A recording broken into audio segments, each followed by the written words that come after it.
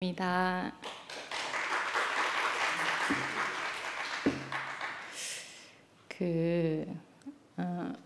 은숙이 언니 이야기 듣다 보니까 갑자기 제가 그때 처음 모임 갔을 때로 가버려 가지고 지금 아무 생각이 안 나는데 뭐 올 때도 사실은 이 말씀 노트라고 내놓은 거 보셔서 아시겠지만 빈 마음으로 왔거든요.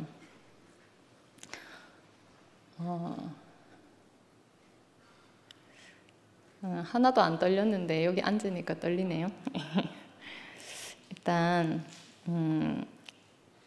그 이야기를 풀어가면서 은숙이 언니가 이야기하셨던 것들이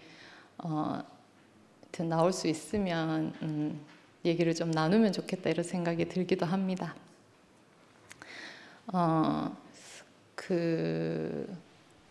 이제 말씀 섬김이 제의 받을 때부터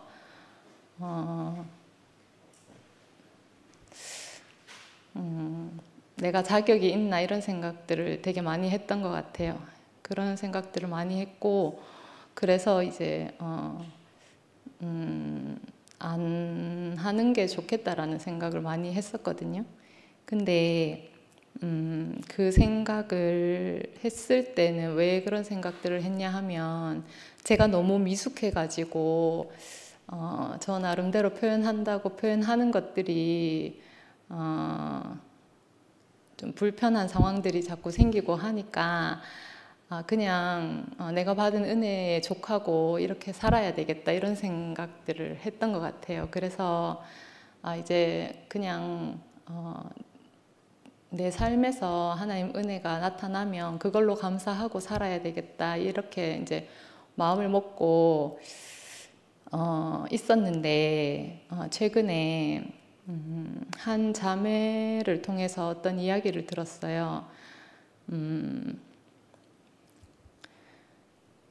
이제 구체적인 이야기는 제가 잘 모르고 저에 대한 소문이 있다고 조심하면 좋겠다고 그런 이야기를 이렇게 하는데 그 말을 들으면서 갑자기 내가 개인의 구원에 만족하고 이렇게 사는 것에 대해서 부메랑처럼 나에게 다시 돌아오는 어떠함이 있구나 이런 게 조금 느껴졌어요. 그래서 제가 그 자매한테 그렇게 얘기를 했거든요. 자기가 이제 그런 소문을 들은 지는 되게 오래됐다 하더라고요. 근데 나한테 어떻게 얘기해야 될지 몰라서 얘기를 안 하고 있었다 이렇게 이야기하는데 그 말을 듣는 순간에 제가 이제 언니한테 한 말이 언니가 나한테 그런 말을 안 하면 누가 나한테 그런 말을 해주겠냐고 그런 이야기를 하면서 제가 그렇게 얘기했어요. 오늘이라도 하나님이 나를 데려가시면 내 인생을 추수할 사람은 언니인데 언니가 내게 그런 말을 안 하고 있으면 어떻게 하겠냐고 제가 그렇게 이야기를 했거든요. 근데 그 이야기를 하고 보니까 우리가 함께 사는 사람들이 그냥 즐거운 순간 오늘 하루 이렇게 같이 사는 것이 아니고 정말 내 인생이 다 할 때까지 함께 살면서 서로가 서로를 추수하는 관계구나 이렇게 알아지니까 관계에 대해서 또 다시 생각해 보게 됐거든요. 그러고 나서 드는 마음이 우리가 그리스도 머리 안에서 그 한 몸된 지체로 건축을 이루려고 하면 서로를 알고 서로를 도와야 하는데 그렇지 못하고 서로를 모르고 오해를 가지고 있으면 건축이 안 되는 게 너무 당연하겠구나 이런 마음이 들었어요. 그래서 정말 미숙하고 부족하지만 이렇게 저에게 표현할 수 있는 기회를 주신 게 감사한 일이구나 이렇게 알아져서 오늘 이 자리에 앉게 됐습니다. 저는 그 이야기를 하기 전에 한 가지 이제 질문이 있는데요. 마음속으로 대답을 한번 해보시면 좋겠어요. 최근에 이제 토요 모임에서 이제 한 형제가 간증을 한 내용인데, 하나님을 믿는다. 이 말의 반대말이 무엇인지 한번 생각해 보시면 좋겠어요. 그 형제님 대답은 나를 믿는다 라는 거예요. 나는 하나님을 안 믿는다 이렇게 생각했거든요. 근데 하나님을 믿는다의 반대는 나를 믿는다는 것이더라고요. 그 말을 듣는데 정말 그렇구나 그런 생각이 들었고, 또 하나는 나를 믿고 하나님을 나를 위한 도구로 삼는 것이 종교 생활이라고 하더라고요. 그냥 뭐 성경책 들고 왔다 갔다 한다고 그게 종교 생활이 아니고, 하나님을 믿고 섬기는 것이 아니고 나를 믿고 나를 위해서 하나님이 존재하는 것처럼 그렇게 교회 생활하는 것이 종교 생활이다 이렇게 이야기하는데, 너무 아멘이 됐어요. 그러면서 지난 제가 이제 대구 교회 생활했던 것이 지극히 종교 생활을 했구나 그렇게 알아졌거든요. 저는 정말 그 은숙이 언니가 방금 이야기했는 것처럼 내가 의지할 수 있는 한 사람을 찾기 위해서 교회 생활을 했고, 그런 사람이 있으면 내가 어려울 때 나를 도와줄 수 있겠구나 이렇게 생각해서 보험처럼 그런 사람을 곁에 두고 싶었어요. 지금 당장은 아무 일이 없지만 미래에 닥칠 어떤 불행한 일에 대해서 나에게 조언도 해주고 도움도 줄 수 있는 그런 사람을 찾고 있었던 것 같아요. 지금 와서 생각해보면 그렇거든요. 그때는 제가 이제 그렇게까지 생각하고 교회 생활을 했던 건 아니에요. 근데 지나고 보니까 순전히 내 필요로 교회 생활을 했구나 그렇게 이제 알아지더라고요. 그러면서 지금 제가 하고 있는 교회 생활과 그때 제가 했던 교회 생활을 이렇게 비교를 해보면 정말 그때는 교회 생활이라고 말할 수 없을 정도로 엉망인 그런 생활을 한 거죠. 그러면서 지금 제가 그렇게 이기적이고 저밖에 모르고 하나님이라고는 관심도 없는 제게 은혜를 베푸시는 주님이 계시다는 것이 정말 감사하다는 마음이 많이 듭니다. 그리고 또 하나는 방금 뭐가 생각이 났는데 또 금방 없어지네.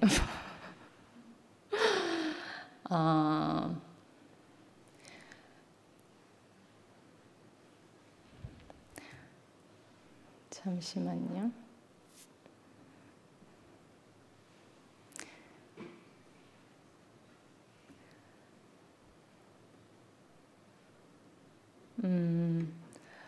그리고 제가 이제 그 종교 생활을 끝내고 이제 하나님을 믿는 자녀로 이렇게 살게 되면서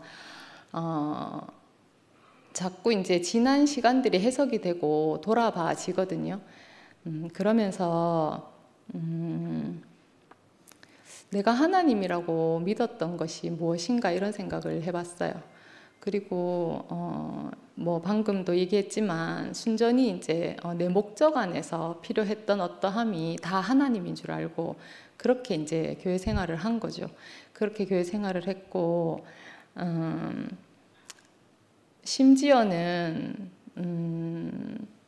하나님은 모르겠고 이런 말을 엄청 많이 했던 것 같아요.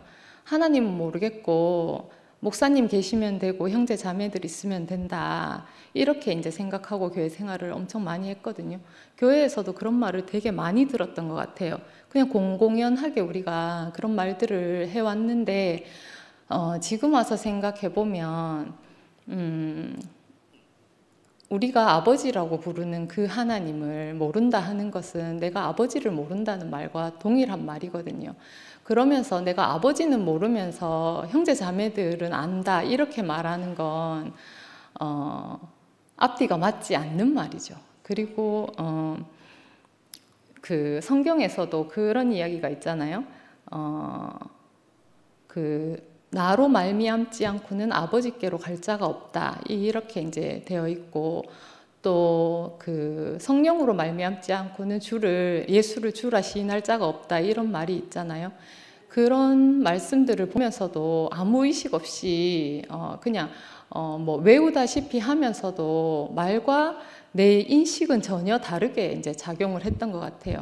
근데 지금 이렇게 생각을 해보면 정말 내가 아버지도 모르고 형제 자매를 안다고 했던 그 말들이 다 거짓이었구나 이렇게 알아지거든요.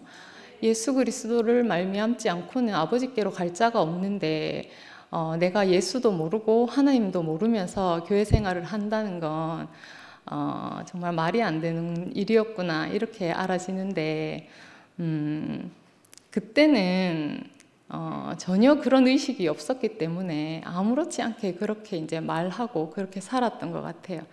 그러면서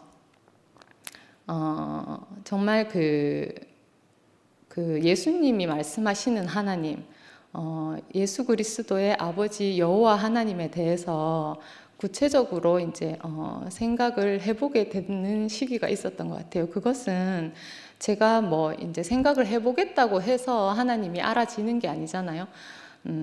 저는 믿음도 없고 뭐 교회 생활에 대한 경험도 전혀 없고 이렇기 때문에 성경도 물론 아무것도 모르고, 그리고 제가 그 흑암 가운데 있을 때 사망이 제게 침투하면 항상 걸렸던 성경 구절이 하나님이 사람을 지으시고 심히 기뻐하셨다.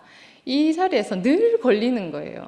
나는 이렇게 캄캄하고 어둡고 내가 보기에 하나도 안 기쁜데 하나님이 나를 짓고 기뻤다 하는 건 말이 안 되는 일이니까 하나님 나를 지으신 게 아닌 것 같은 거예요. 하나님이 내 아버지 아닌 것 같은 거예요. 그래서 늘 그 구절에서 헤매고 어려웠던 것 같아요. 울면서 간증하면서 그 말이 도무지 믿어지지 않는다고 소모임에서 여러 번 간증했던 기억이 나거든요.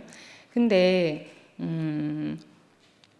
제가 그 하나님을 만나는 경험을 딱 하면서 하나님께서 나를 지으셨구나, 내가 피조물이구나 이렇게 알아지는 이제 결정적인 이제 순간이 있었던 거죠.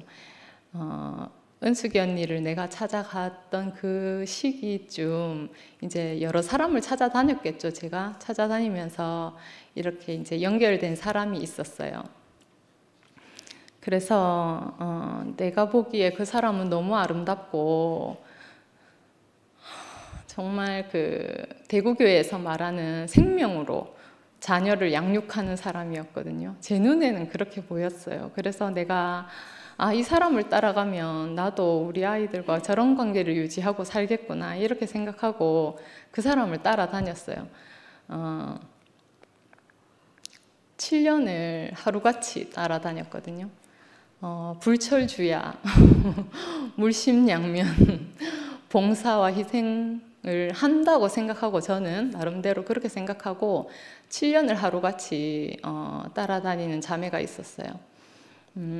함께 하면서 너무 즐거웠고 내게는 소망이고 희망이었거든요. 이 자매를 따라다니면 나도 저런 인격이 될 거야.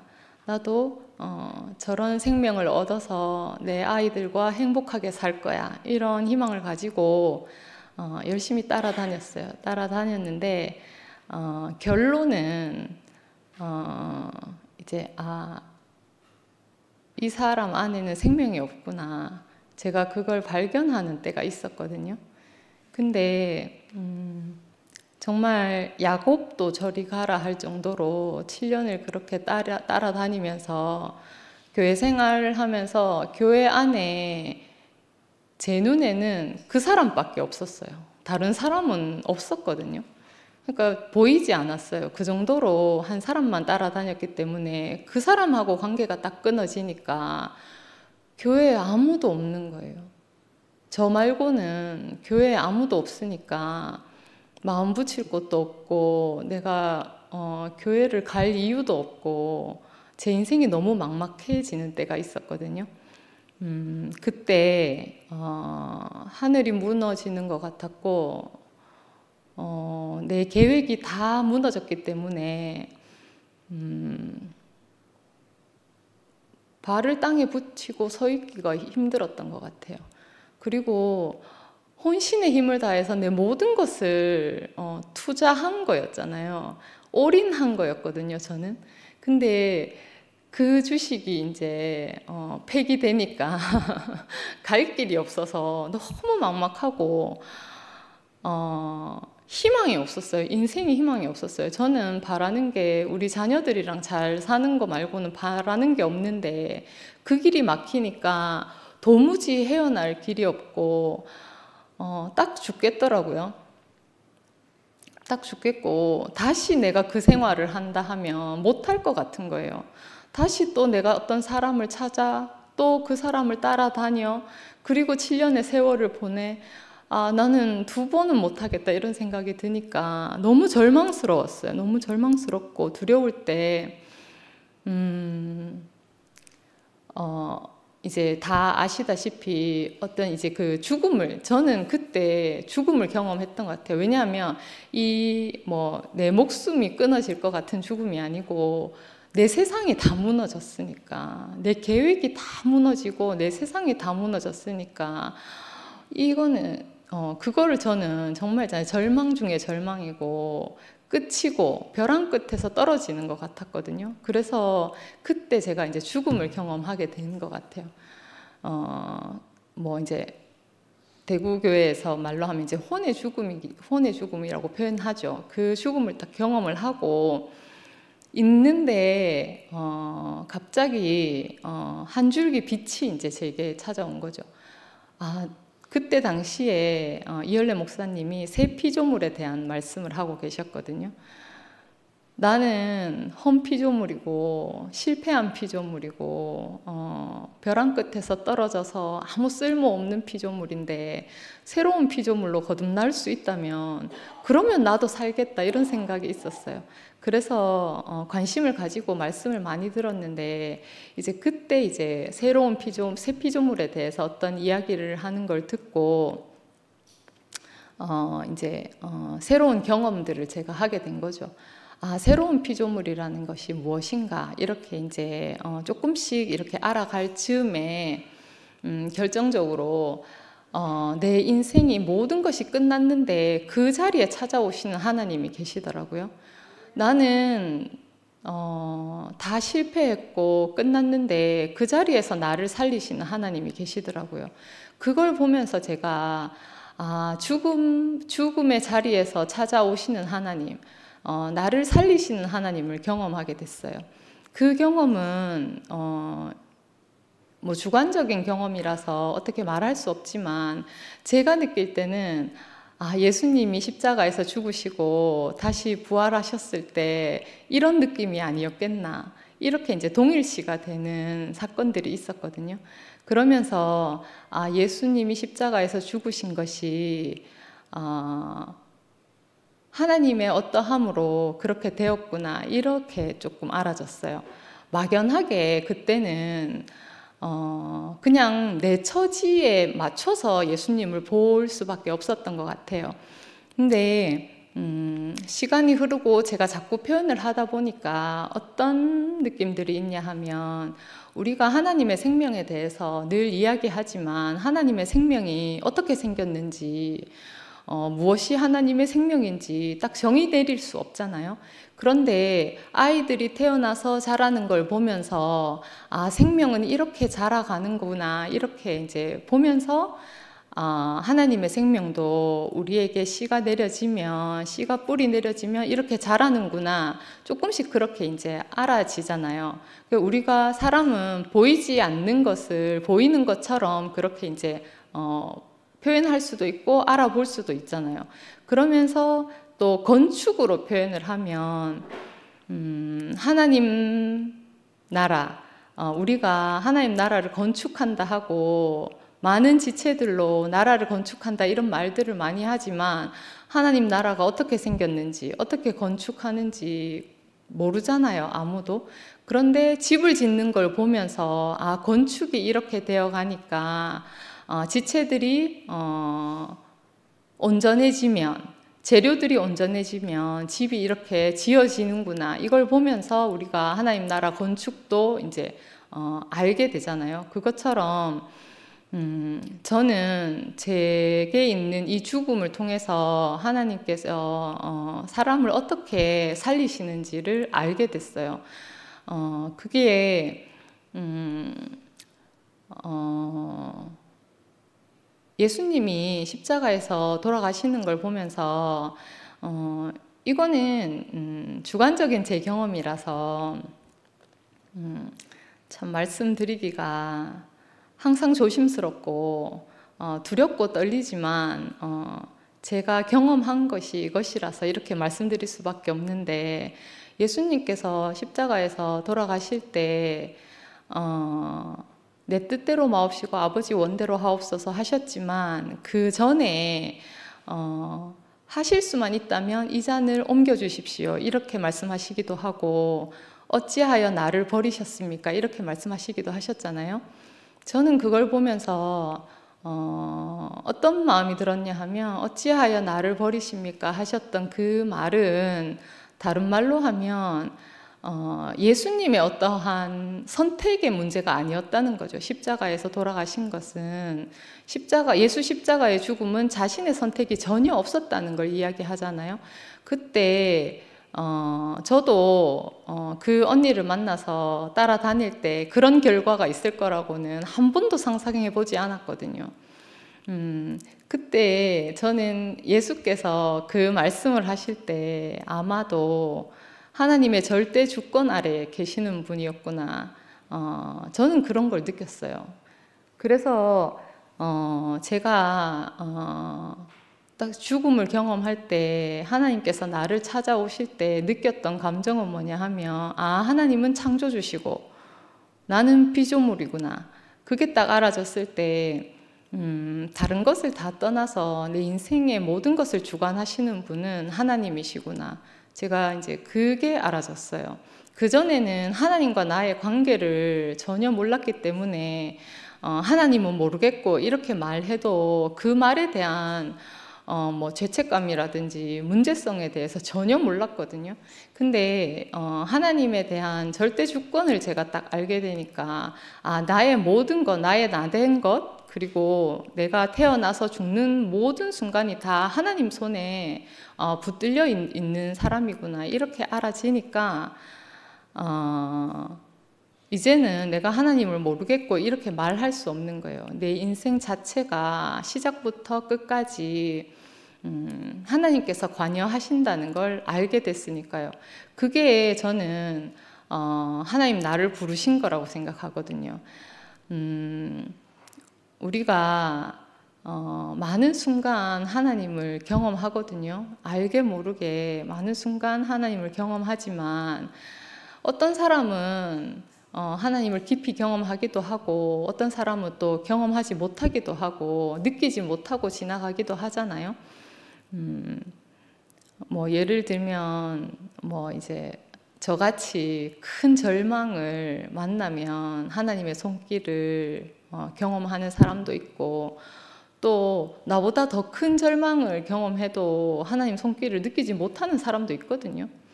그러면 누구는 하나님이 손 잡아주고 누구는 손 안 잡아주나 이렇게 생각할 수도 있고, 왜 내게는 하나님이 나타나지 않나 이렇게 생각할 수도 있잖아요. 근데 하나님께서 모든 사람에게 공평하게 나타나는 순간은 죽음의 순간이구나, 저는 그렇게 알아졌어요. 그게 꼭 내가 목숨이 다해서 죽는 순간뿐만 아니라 내 모든 계획이 끝나고 내 모든 주권이, 내게 있던 주권이 끝나는 날, 나를 믿던 그 믿음이 끝나는 날, 내가 나를 믿고 살아서 더 이상 살 수 없는 그 끝날, 이 말세가 찾아오면 그때서야 하나님이 나타나시는구나, 이렇게 알아졌거든요. 그러면서 하나님께서 그 순간에 그 사람을 놓치지 않고 찾아오시는 이유가, 하나님은 자신이 지은 사람을 찾고 계시잖아요. 늘 그 사람을 부르고 찾고 계시고, 잃어버린 한 마리의 양을 찾는 그 목자의 마음을 가지고 계시기 때문에 하나님은 이제 사람을 그렇게 찾으시는 것 같아요. 근데 내가 좀 살만하고 편안하면 절대 하나님 따라가지 않거든요. 다 자기 계획대로 자기 힘으로 그렇게 살려고 하니까. 제가 그랬던 사람이거든요. 그러니까 자녀들에 대해서도 내가 하나님인 거죠. 우리 자녀에 대해서는. 그러니까 그 자녀에 대해서 책임을 져야 된다는 마음이 컸기 때문에 행복하게 해주고 싶었고 편안하게 해주고 싶었거든요. 근데 내가 그 방법을 모르니까, 내 안에는 사랑이 없으니까 누군가의 도움을 얻기 위해서 그렇게 이제 종살이를 하고 목을 메어서 그렇게 산 거죠. 근데 지금 와서 이렇게 보면, 내가 할 수 있는 일이 아닌 것을 하려고 했기 때문에 저주였구나, 이렇게 알아지거든요. 지금은 하나님이 하시는 일과 사람이 하는 일을 구별해서 볼 수 있게 된 게 너무 감사한 것 같아요. 저는 제가 하나님이 지은 사람이라는 것이 딱 알아졌을 때, 그때는 제가 몰랐지만 나중에 이제 알아진 게 뭐냐 하면, 하나님도 모르고 예수님도 모르는, 아무것도 모르는 이런 사람에게 하나님이 나타나셔서 어떤 일을 하셨다는 걸 내가 알게 된 것은 저 스스로 알았는 게 아니거든요. 아까도 이제 성경 구절에서 말씀드렸지만, 성령으로 말미암지 않고 예수를 주라고 시인할 사람이 없고, 예수를 통하지 않고 아버지께로 갈 사람이 없잖아요. 저는 그 마지막 자리에서 하나님을 딱 경험하고 나서 느낀 것이, 예수님도 절대 주권 안에서는 나와 같은 사람이구나, 이렇게 알아졌어요. 그리고 그것을 알게 하신 것이, 예수님을 알아보게 하신 것이 성령이구나, 이렇게 알아졌거든요. 그러니까 그렇게 딱 알아지니까 어떤 마음이 드냐 하면, 내가 처음에 대구교회 만났을 때 새로운 세계를 봤거든요. 분명히 새로운 세계를 봤기 때문에 제가 나의 세계를 다 버리고 이제 교회로 이제 온 거잖아요. 옮겨져 왔잖아요. 근데 그때는 그 빛을 보고 따라왔지만, 그 빛이 내 안에 있는 것이 아니고 내 밖에 있었어요. 그래서 그 빛이 보이기도 하고 안 보이기도 하고 그랬던 것 같아요. 저는 그것을 어떻게 표현하냐 하면, 하나님 나라에 제가 도착을 하긴 했지만 문 밖에 서 있었던 것 같아요. 그래서 그 문 너머로 문 너머 하나님 나라 안에서 사는 행복한 사람들을 보면서 살았던 것 같아요. 그러니까 교회에 오면 그 사람들이 너무 아름답고 나도 그 사람들을 누리니까 나도 그 세계에 있는 것 같은데, 집으로 돌아가면 한여름밤에 꾸민 것처럼 아무것도 없는 거예요. 그러니까 교회에서는 되는데 집에 가면 안 되니까 너무 이상하잖아요. 그리고 그럴 때마다 나는 안 되는구나, 집에서 어떤 문제들이 일어나고 이렇게 하면 나는 안 되는구나, 늘 그렇게 절망하면서 지냈던 것 같아요. 근데 그 예수님을 딱 만나고 나서 제가 느껴지는 건 어떤 거냐 하면, 그 빛이 제 안으로 딱 옮겨져 온 것 같아요. 촛불에 꺼져 있던 내 마음의 촛불에 성령의 빛이 불이 딱 붙은 것 같아요. 그래서 그 다음부터는 제 안에서 이제 불빛이 이제 있는 거죠. 그러니까 어디를 가도 어둡지 않은 거예요. 그 빛이 안 보인다고, 내 앞에 있는 빛이 안 보인다고, 내 앞에 사람이 없다고 어둡거나 외롭거나 그렇지 않더라고요. 그게 제일 크게 달라진 점인 것 같아요. 그러면서 그 빛이 딱 들어오는 순간에 제가 어떻게 보여졌냐 하면 저는 저 자신을 되게 부끄러워했어요. 내세울 것도 없고 자랑할 것도 없어서 너무 부끄럽고 숨고 싶어서 맨날 집에만 있었어요.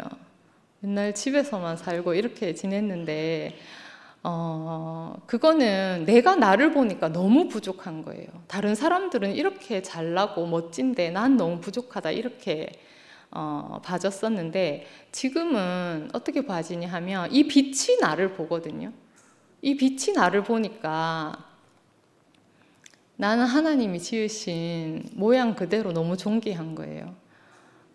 내가 만약에 뭐 눈이 하나 없다 해도 나는 하나님이 나를 그렇게 지으셨기 때문에 너무 존귀하고 너무 소심하고 낯도 많이 가리고 부끄럼도 많이 타지만 이거 자신감도 없고 뭐 아무것도 없지만 그래도 난 너무 존귀한 거예요. 그게 하나님이 나를 바라보시는 눈길이더라고요. 그렇게 있잖아요. 하나님께서 나를 그렇게 보신다는 게 알아지니까 그 시각으로 다른 사람들이 보이고 그 시각으로 내 자녀들이 보이는 거예요. 그러니까 보고 있는 것만으로도 너무 사랑스럽고 보고 있는 것만으로도 너무 만족스러운 거예요.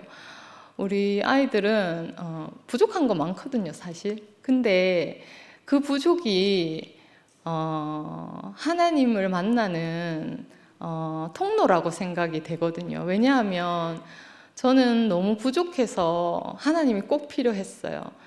너무 부끄럽고 너무 힘이 없어서 의지할 누군가가 필요했는데 그게 하나님이셨더라고요. 근데 우리 아이들이 부족한 점이 있고 모자란 점이 보일 때마다 저는 하나님께 감사 기도를 드리게 돼요. 이래서 우리 아이들이 하나님을 찾게 되겠구나 이렇게 보여지니까 너무 감사하거든요.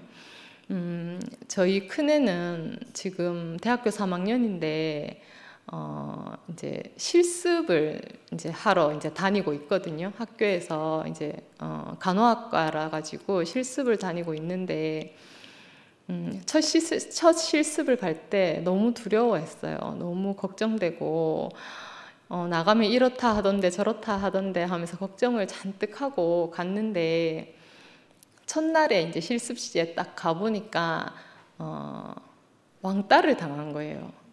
첫날부터 딱 왕따를 당하니까 애가 너무 긴장하고 위축되고 이러니까 울면서 이제 저한테 전화가 왔어요. 근데 그때 첫 실습지가 동탄이었거든요. 수원 있는 쪽에 동탄이었어가지고 내가 달려갈 수도 없고 하지 말고 오라고 말할 수도 없고 그런 상황에서 저도 당황스럽고 아이도 너무 괴로워하고 이러니까 뭐라고 말을 해줘야 될지 모르겠더라고요. 그래서 제가 한참을 이야기를 듣다가 할 말이 없어서 전화를 끊으면서 소연아, 엄마가 소연이를 위해서 기도할게 이렇게 말했어요. 근데 한 번도 제가 그런 말을 해본 적이 없거든요. 우리는 이제 교회 다니는 사람은 집에서 저밖에 없으니까 뭐 기도, 뭐 하나님, 성경 이런 얘기를 나눠본 적이 없거든요. 그리고 저도 누구를 위해서 기도한다 뭐 이런 이야기를 해본 적이 없어요. 근데 갑자기 그 말이 나오는 거예요. 그러면 우리 애들이 엄마 그런 말 좀 하지 마. 보통은 이렇게 얘기할 텐데 우리 소연이도 마음이 너무 가난하니까 응 알겠어 이러고 하고 전화를 끊었거든요. 그러고는 이제 하루 이틀 지나서 또 울면서 전화가 왔어요. 그래가지고 또 다 듣고 엄마가 계속 기도할게 이렇게 말했어요. 할 말이 없어서. 그러니까 우리 소연이가 엄마 기도 효과 없는 것 같아 이렇게 말하는 거예요. 그래가지고 제가 엄마가 더 열심히 기도할게 이 말밖에 할 말이 없더라고요. 그러고는 이제 원모 오빠 모임에 가서 제가 이 간증을 했어요. 내가 할 말이 없어서 딸한테 기도하겠다는 말밖에 할 수가 없었다고 이렇게 얘기하니까 원모 오빠랑 거기 계시던 분들이 소연이가 다시 전화 오면 이모 삼촌들이 다 함께 기도하고 있다고 얘기하라고 이렇게 얘기하시는 거예요. 그런데 그 말씀이 내게 너무 위로가 됐어요. 너무 위로가 됐고, 아, 소연이가 전화 오면 그 이야기를 꼭 해줘야 되겠다 이렇게 이제 생각하고 있었는데, 며칠 있다가 전화 와서 자기를 왕따 시키던 사람들이 다 친절해졌대요. 갑자기 친절해졌다는 거예요. 그래가지고 제가 그래 너무 기뻐가지고 정말 잘 됐다, 다행이다 하면서 막 이렇게 얘기하면서, 제가 엄마 기도로 부족해서 이모 삼촌들이 힘을 모아주셨어, 내가 이렇게 말했거든요. 그러니까 정말 대박, 진짜 감사하네, 이렇게 말하는 거예요. 그러니까 저는 있잖아요, 그걸 보면서 너무 감사했어요. 왜냐하면 우리 아이들에게 하나님을 전한다는 건 쉽지 않거든요. 뭐 생뚱맞게 갑자기 무슨 얘기를 꺼내기도 어렵고, 뭐 그런 이야기 한다고, 엄마가 그런 얘기 한다고 듣고 있지도 않잖아요. 근데 어려움을 겪으니까 나도 모르게 하나님에 대해서 이야기하게 되고, 또 아이도 그 말이라도 붙들어야 되는 그런 가난한 마음이 되니까 엄마 말을 끝까지 듣고 이제 그런 교제가 되잖아요. 그게 예전에 생각하면 없었으면 좋겠고, 그런 일이 우리 아이가 마음 아픈 일이 없으면 좋겠고, 잘 헤쳐나가면 좋겠고, 그런 마음이 들었는데, 지금은 그런 일이 있는 것이 오히려 감사하다는 생각이 드는 거예요. 왜냐하면 잘 먹고 잘 살고 편안하게 사는 것이 목적이 아니고 우리가 하나님을 알아가는 것이 목적이잖아요. 그러니까 그런 이야기들을 나눌 수 있는 어떤 일들이 생기는 게 너무 감사하다는 마음이 들더라고요. 그렇게 조금씩 하나님에 대해서 이야기하고 또 접촉이 되고 이렇게 하다 보면 아이도 어려운 일을 또 만나게 되면 스스로 기도하는 일도 있지 않겠나, 그런 소망을 또 가지게도 되고, 저도 아이에게 어떤 이야기를 해줄 수 있는 것이 너무 감사하다는 마음이 들었거든요. 이런 부분들이 저는 참 달라진 부분인 것 같아요. 예전 같으면 그때는 됐는데 왜 지금은 안 되지, 이렇게 생각했던 부분들이 있거든요. 예를 들면 남편하고도 잘 지내다가 삐그덕거려서 다툼을 하기도 하고, 또 자녀들하고도 잘 지내다가 왈칵 화를 내기도 하고 그렇게 하거든요. 근데 예전 같으면 역시 난 안 돼, 아니면 왜 잘 되다가 안 되지, 계속 그렇게 이제 고민을 했을 것 같아요. 근데 그렇게 왜 잘 되다 안 되지 이렇게 생각하는 것은 나 중심으로 생각하기 때문에 그래요. 내가 잘 됐었는데 내가 왜 안 되지 이렇게 생각하니까 그게 이제 문제가 되고 숙제가 되는데, 그게 아니고 하나님의 시각으로 바라보면 어떤 일이 생겨도 그건 하나님께 꼭 필요한 일이고, 내가 하나님을 찾기 위해서 꼭 필요한 일이더라고요. 우리 아이가 그런 어려움을 당하지 않았으면 저도 하나님께 기도한다 생각은 안 했을 것 같아요. 그런데 그런 일이 있으니까 하나님을 찾게 되고 하나님의 은혜가 필요하고 긍휼함을 바라고 그렇게 하는 거잖아요. 그래서 지금은 저는 제게 어떤 문제들이 생기면 오히려 감사하게 되는 것 같아요. 정말 신기하게도 어떤 문제들이 생기고 어려움이 생기면 감사 기도를 하게 되거든요. 그러면서 하나님께서 내게 베푸신 은혜를 생각하게 돼요. 나는 한 번도 사랑받은 적이 없다고 생각하고 살았거든요. 엄마하고 관계가 워낙에 안 좋았었기 때문에 근데 지금까지 안 되는 일밖에 없었던 것 같아요. 저는 내 인생은 왜 이렇게 꼬이고 내 인생은 왜 이렇게 어렵나 이렇게 생각하면서 살았는데, 내가 지금 생각해 보면 그런 일들이 없었으면 하나님을 찾을 일도 없었고 교회를 어떻게든 교회를 다녀야 되겠다라는 생각도 안 했을 것 같아요. 내가 살 길이 있으면 그 길로 갔을 것 같아요. 근데 그 길들을 어릴 때부터 다 막으시고 나를 당신 앞으로 이끌기 위해서 그 한 길만 열어두셨다는 것이 너무 감사하거든요. 결국은 하나님께서 나를 붙드셨고 또 나를 부르셔서 언니 오빠들하고 이렇게 함께 살도록, 교회에서 살도록 이렇게 부르신 거잖아요. 그게 저는 제일 감사한 일인 것 같아요. 그렇기 때문에 제 인생이 추수가 되는 거예요. 그때 슬펐던 일, 그때 힘들었던 일, 그때 절망스러웠던 그 일들이 있었기 때문에 그 길이 막히고 다시 하나님 앞으로 한 발 더 다가왔고, 또 막히고 다시 한 발 더 하나님 앞으로 다가왔고, 그렇게 보니까 내 인생이 하나님께서 나를 막으신 게 아니고 보호하신 거였더라고요. 이쪽으로 가면 너무 위험하니까 막으셨더라고요. 하나님을 돌아보게 하기 위해서 나를 붙들어 세우셨더라고요. 그게 정말 그렇게 알아지니까 모든 것이 다 복으로 여겨지는 것 같아요. 그러니까 우리 아이들에게 어떤 일이 생기는 것도 제가 복으로 다 해석이 되는 거예요.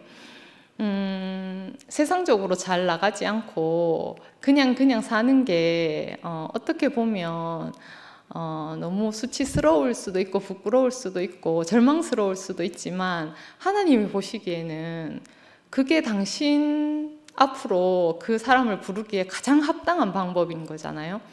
그래서 정말 저는 오늘 제가 여기 글에 적었던 걸 이제 읽어보면서, 예전에는 이게 이제 노래 가사거든요. 이 찬양 들을 때 그 왜 주의 놀라운 그 계획 나는 믿으며 살리 이렇게 말할 때 나를 위해서 뭔가 큰 플랜을 가지고 계실 거라고 생각했어요. 어릴 때는 좀 어렵긴 했지만 이제 창대하게 살 수 있는 어떤 플랜을 준비해 두셨구나, 저대로 그렇게 상상하고 이 찬송을 부르면서 너무너무 좋아했거든요. 근데 하나님의 놀라운 계획은 나를 망하게 하신 거였더라고요. 근데 이제 정말 놀랍게도 내가 그렇게 망하고 버려지고 찢겨진 덕분에 하나님을 만나게 됐거든요. 그게 정말 너무너무 감사하고, 그러니까 날 향한 하나님의 계획을 내가 측량할 수 없는 게 너무 맞는 것 같아요. 너무 감사하고, 처음에 제가 이제 이야기를 풀어갈 때 어릴 적 이야기를 하면서 차근차근 풀어가야지 이렇게 생각했는데 아무 생각 없이 두서없이 이것저것 이렇게 말씀을 드린 것 같아요. 근데 제가 제일 하고 싶었던 말은 그 말만 하고 이제 마무리를 해야 될 것 같은데, 저는 태어나서부터 지금까지 하나님의 보호를 받았고 관심을 받았고 사랑을 받으면서 자랐거든요. 한 번도 그렇게 생각해 본 적이 없었던 것 같아요. 근데 지금 와서 보니까 그 모든 것이 사랑이었구나 이렇게 알아지거든요. 그러니까 다른 사람들도 그렇게 보이는 거예요.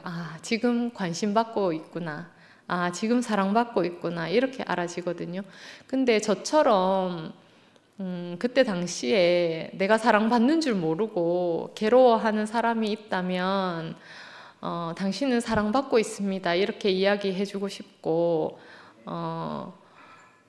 그 사랑에 대해서 이제 전하고 싶은 거죠. 그 마음이 제일 큰 것 같아요. 왜냐하면 내가 늘 사랑받았고 늘 보호받았고 늘 관심받으면서 살았기 때문에 그 사랑을 나눠주는 사람으로 그렇게 살고 싶다, 그런 마음이 저도 모르게 생긴 것 같아요. 그리고 하나님께서 우리가 다 알 수 없지만 지금도 열심히 일을 하고 계시잖아요. 내게 어떤 일이 일어날지 아무도 모르지만 그 일을 복되게 해석할 수 있는 그 눈을 주신 것이 너무 감사한 것 같아요. 저는 대구교회 와서 언니 오빠들이 그 점이 되게 신기했거든요. 내가 너무 어렵고 힘들 때 찾아가면 그걸 항상 복되게 해석해 주시고, 그래서 내가 그걸 이겨낼 수 있었거든요. 근데 이제는 너무 감사하게도 나도 그렇게 이제 복되게 해석할 수 있는 눈을 주셨다는 게 너무너무 감사합니다. 너무 감사하고 말씀 준비하면서 이런저런 생각들을 많이 했어요. 근데 정말 골골이 감사할 것밖에 없더라고요. 그리고 야, 우리가 항상 누군가에게 사랑받고 싶어 했고 관심 받고 싶어 했고 인정받고 싶어 했는데 이제는 하나님의 관심과 사랑과 인정을 받고 있는 자녀이기 때문에 그런 사람이기 때문에 애정 결핍 이런 건 없는 거구나. 그렇게 알아졌어요. 그러면서 한 사람 한 사람이 너무너무 온전하고 완전하고 재료로 이제 완성이 되어 있구나 이런 생각을 했거든요. 우리가 하나님 나라 건축에 대해서 생각을 많이 하고 교회에 대해서도 생각을 많이 하잖아요. 저도 이제 말씀 준비하면서 그 생각을 해봤어요. 해봤는데 제게 드는 마음은 뭐였냐 하면 하나님 앞에 나라는 한 사람과 교회가 있다고 하면 하나님께서는 누구에게 관심이 있으실까 그렇게 생각해 봤거든요. 당연히 하나님은 나라는 사람에 대해서 관심을 가지실 거란 말이에요.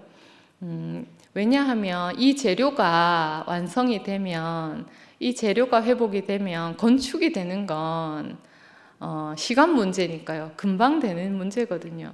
그래서 재료 한 사람 한 사람이 바로 서는 것이 가장 중요한 문제구나 그런 생각이 들었어요. 그러면서 우리를 하나님께서 이렇게 두신 데는 우리가 알 수 없는 어떤 이유가 있겠죠. 이유가 있는데 대구교회가 이렇게 흔들리고 나라는 사람도 흔들리고 모든 것이 흔들릴 때 너무 감사하게도 하나님에 대해서 알게 된 게 정말 감사한 것 같아요. 그전에는 언니 오빠들 있고 목사님 계시면 먹고 사는데 아무 문제 없다 생각하고 숟가락만 들고 구걸하면서 그렇게 살았었거든요. 근데 이제는 각자 땅에서 나는 소출을 내고 그렇게 살 수 있는 시대로 하나님께서 우리 모두를 부르셨고 그렇게 이제 구원하고 계시는구나 이렇게 알아지니까 너무 감사합니다. 진짜 하여튼 마무리가 잘 되지 않지만 하나님께서 우리를 부르신 뜻을 더 깊이 알길 원하고 한 사람 한 사람이 깊이 짜여져서 하나님 나라를 건축하는 재료로 완전하게 쓰여지길 소망하고 하나님의 부르심에는 후회하심이 없다는 그 말씀이 저를 통해서 성취되는 것이 너무 감사합니다. 아무것도 아니고 부끄러움밖에 없는 이런 사람을 하나님께서 얼마나 아끼시는지 얼마나 사랑하시는지 저를 통해서 한 사람이라도 위로를 받고 또 도전을 받고 또 소망을 얻으셨으면 좋겠다 이런 마음이 들거든요. 지금까지 부족한 저에게 많은 은혜와 사랑을 베풀어 주셔서 너무 감사하고 앞으로도 잘 부탁드리겠습니다. 주님을 찬양합니다.